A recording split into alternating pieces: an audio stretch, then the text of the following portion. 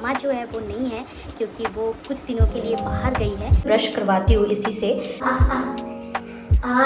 सैरी को खिलाना स्टार्ट कर दिया है। ज़्यादा अपने बच्चों को लेकर कंसर्न पॉजिटिव रहना भी सही नहीं है।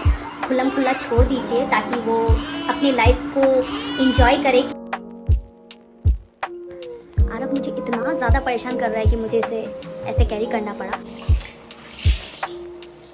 अभी आप देख ही सकते हो मुझे ब्लॉग बनाने में कितना ज़्यादा मुश्किल हो रहा है।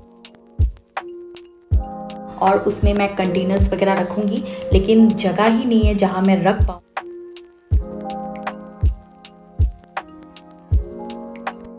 Welcome back to my channel Hare Krishna. कैसे आप सब? आई होप आप लोग सब अच्छे और कुशल मंगल होंगे। अभी सुबह के 9 बजे है और मैं कर रही हूँ ब्रेकफास्ट। यू कैन सी मेरे रोटी के नक्शा आप देख ही सकते हो।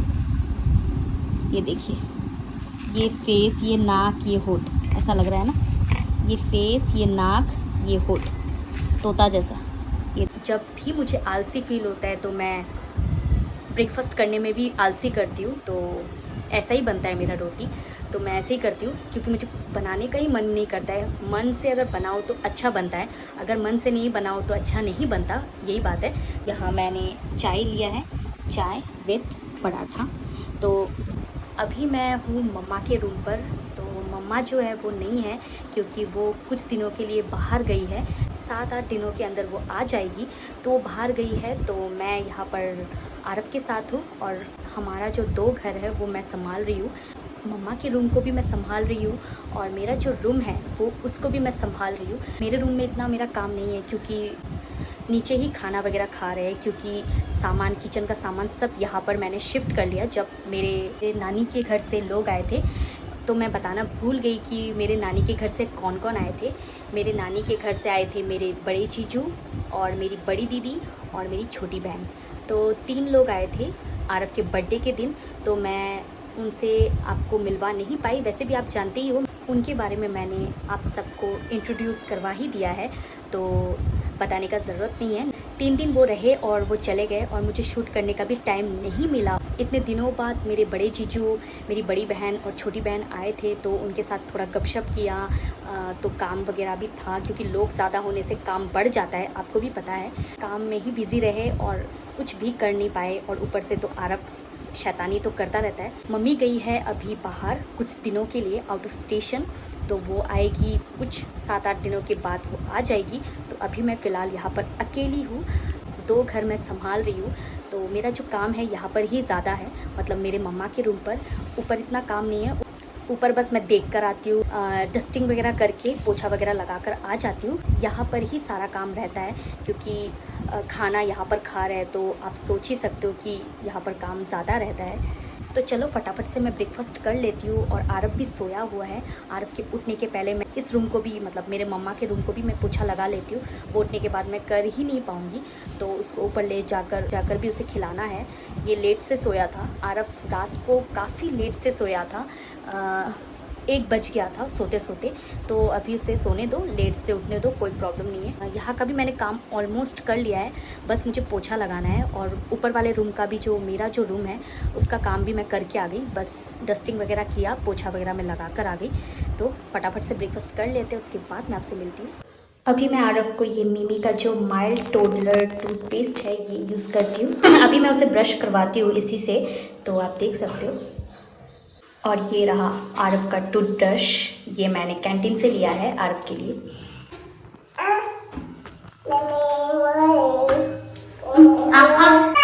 अभी नहीं माँ।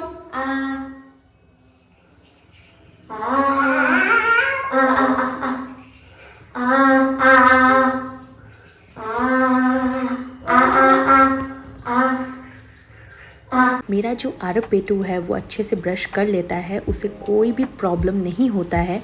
इस स्टेज में जो बच्चे होते हैं, कुछ बच्चे ब्रश करना पसंद नहीं करते हैं, नखरे करते हैं। इसलिए मैंने आरव के लिए ये मंगवाया है ऑनलाइन से, माइल्ड टोडलर टूथपेस्ट। मिमी ब्रांड का है और इसका जो फ्लेवर है वो स्ट्रॉबेरी फ्लेवर है। इसका जो टेस्ट है वो एकदम माइल्ड है, बिल्कुल भी तीखापन नहीं है इस टूथपेस्ट में। एज अ मदर मैं भी सोचती थी कि जो मेरा बच्चा है वो टूथपेस्ट खा ले रहा है, टूथपेस्ट खा लेगा तो पेट में जाकर प्रॉब्लम तो नहीं होगा, मैं ऐसा सोचती थी। इस स्टेज में बच्चों को समझ में नहीं आता है कि वो मुंह से टूथपेस्ट कैसे फेंके। और ये मिमी का जो टूथपेस्ट है अगर मुंह के अंदर जा भी रहा है तो कोई प्रॉब्लम नहीं होगा बच्चों को।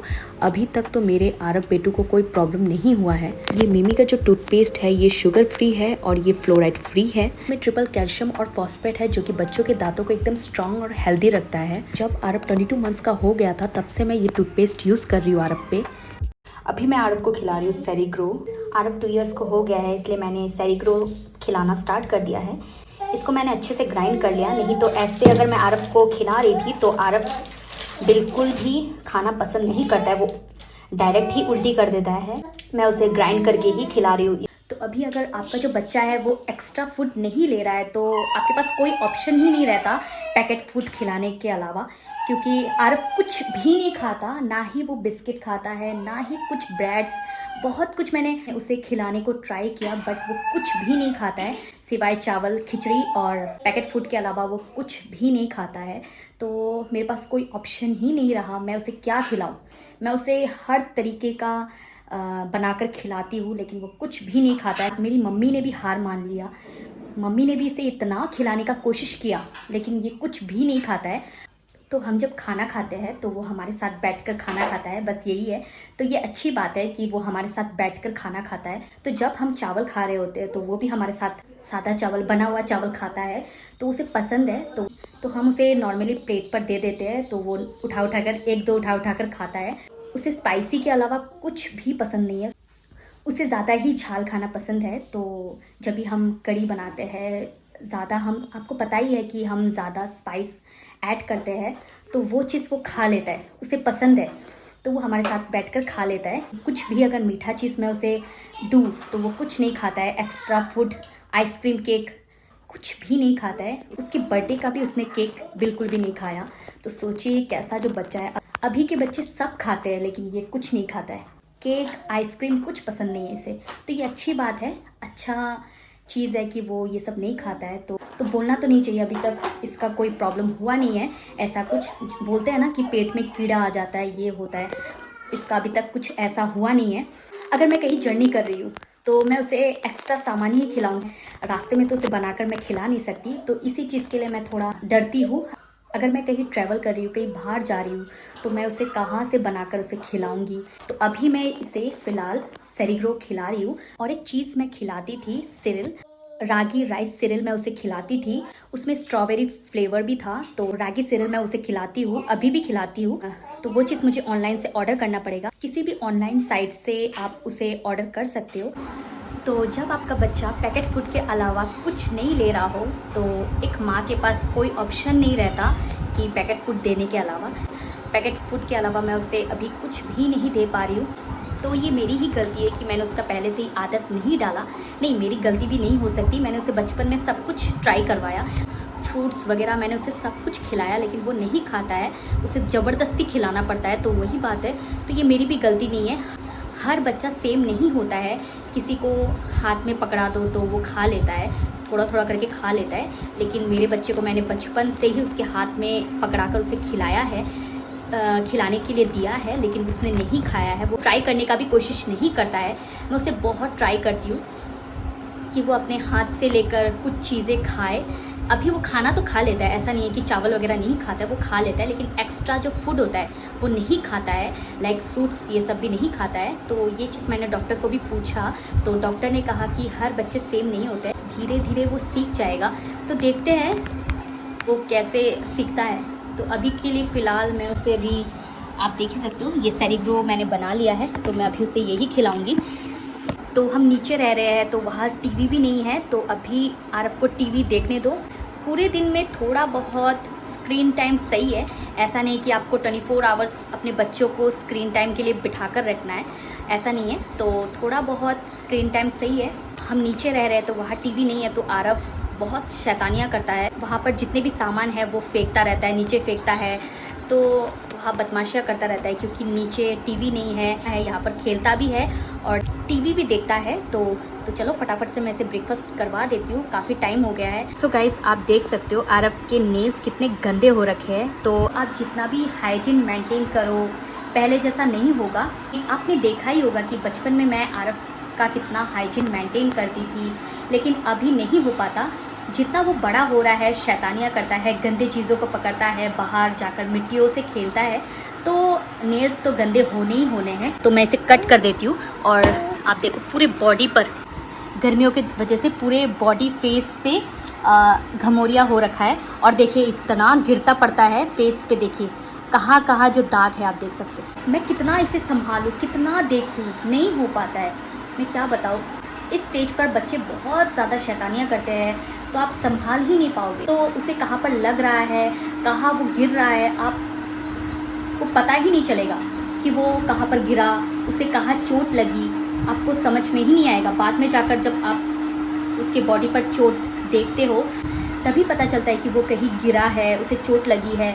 नहीं तो आपको पता ही नहीं चलेगा, एक सेकंड भी नहीं लगेगा, आपको भनक तक नहीं पड़ेगी कि आपका बच्चा कहाँ गिर रहा है, कहाँ खेल रहा है, कहाँ पर उसे चोट लग रही है, आपको पता ही नहीं चलेगा। काफ़ी लंबे हो गए नेल्स, तो मैं इसे काट देती हूँ। मैं जितना भी हाइजीन अभी मेंटेन कर लूँ, उन्हें गंदी चीज़ें ही पकड़ना है, मिट्टियों से खेलना है। तो चलो मैंने इसे छोड़ दिया है, खेलने दो। अभी की जनरेशन की जो मदर्स हैं वो अपने बच्चों को लेकर ज़्यादा ही पॉजिटिव रहते हैं।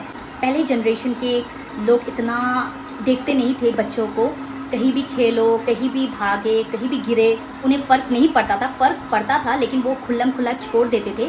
लेकिन अभी के जनरेशन के जो मदर्स हैं वो ज़्यादा ही अपने बच्चों को लेकर कंसर्न रहते हैं, पॉजिटिव रहते हैं कि उनका बच्चा कहाँ खेल रहा है, कहाँ गिर रहा है, कहाँ उसे चोट लग रही है। ज़्यादा अपने बच्चों को लेकर कंसर्न, पॉजिटिव रहना भी सही नहीं है। खुल्लम खुल्ला छोड़ दीजिए ताकि वो अपने लाइफ को इंजॉय करे, खेले। तो मैं अभी इसे छोड़ देती हूँ, ज़्यादा मैं उसके पीछे नहीं भागती हूँ, खेलने दो। ज़्यादा अगर हम उसके पीछे लगे रहेंगे तो उसे भी प्रॉब्लम होगा, और जब वो बड़ा होगा तो वो अपने मदर के बिना नहीं रह पाएगा। तो मैं उसे अभी छोड़ देती हूँ, वो कहीं भी जाए, खेले, एंजॉय करे। बस हमें यही देखकर रहना है कि कहीं आपका बच्चा गलत जगह पर ना जाए, वो कहीं गिर ना जाए, क्योंकि हर जगह तो सेफ़ नहीं रहता है। तो आपको वो चीज़ देखना पड़ेगा कि कहीं पॉन्ड पे कहीं गिर ना जाए, कहीं वही चीज़ आपको देखकर रहना पड़ेगा। तो मैंने आरव को खिला दिया है। तो आरव ने अच्छे से अपना जो फूड है वो खा लिया है, सेरिग्रो जो है वो अच्छे से खा लिया है। तो मैं जल्दी से फटाफट से नहा लेती हूँ। पहले मैं आरव का नेल कट कर देती हूँ क्योंकि बहुत ज़्यादा गंदा हो चुका है। यहाँ मैं शावर कर लूँगी, शावर करने के बाद जाकर मैं आरव को भी शावर करवा दूँगी। फिर नीचे जाकर मुझे पूजा करना है। यहाँ पर भी मैं पूजा करती हूँ, नीचे भी जाकर पूजा करती हूँ। जल्दी से मुझे नहाना पड़ेगा।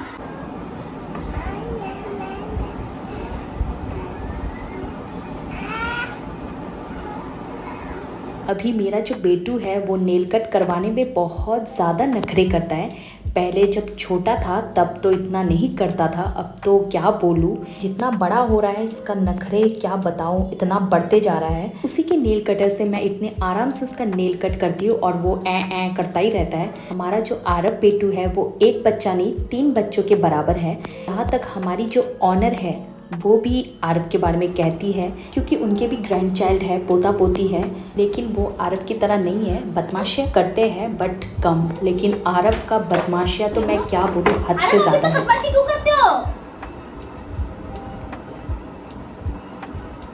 इतना बदमाशी करता है लड़का।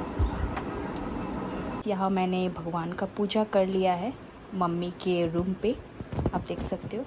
गाइस देखो आप, आरव मुझे इतना ज़्यादा परेशान कर रहा है कि मुझे इसे ऐसे कैरी करना पड़ा।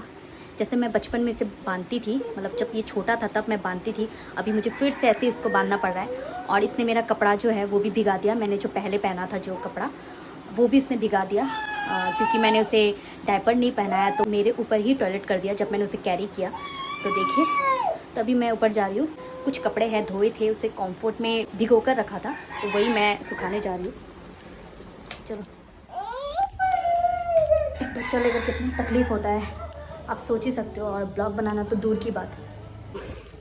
यहाँ कपड़े सुखाए थे, ये मैं ले लेती हूँ।